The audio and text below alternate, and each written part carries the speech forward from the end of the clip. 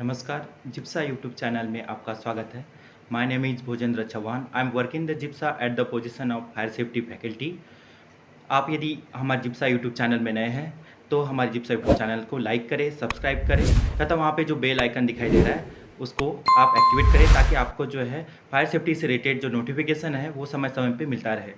आज हम जो डिस्कशन का जो टॉपिक लेकर आए हैं, जिसमें हम पढ़ने वाले हैं कि इलेक्ट्रिकल फायर हज़ार्ड के बारे में आप क्या जानना चाहिए।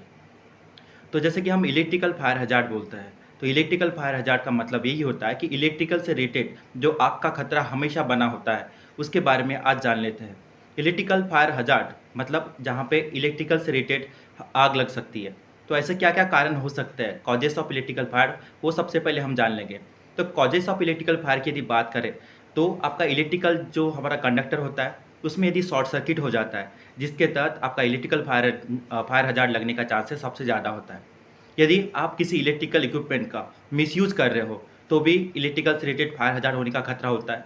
यदि आप क्या कर रहे हो, किसी भी इलेक्ट्रिकल को ओवरलोड कर रहे हो या फिर ज़्यादातर उसका यूज़ कर रहे हो, लोडिंग उस पे गिर रही है, ज़्यादा वोल्टेज वोल्टेज को कंज़म्पशन किया जा रहा है, तो भी एक कारण हो सकता है इलेक्ट्रिकल में फायर हज़ार्ड होने का। अब इलेक्ट्रिकल में फायर हज़ार्ड होने के पीछे का रीज़न यही होता है कि इलेक्ट्रिकल शॉर्ट सर्किट, इलेक्ट्रिकल में होने वाली जो स्पार्किंग है और उसको यदि कोई कंबस्टेबल मटेरियल मिल जाता है, तो वहाँ पे आग लगने के चांसेस बहुत ज़्यादा बन जाता है। तो ऐसे कंडीशन में हमें करना क्या है? यदि आपको लग रहा है कि इलेक्ट्रिकल शॉर्ट सर्किट हो रहा है, तो सबसे पहले हमें हमारा जो मेन स्विच है या फिर जो वोल्टेज का जो सप्लाई है, उसे कट कर देना है।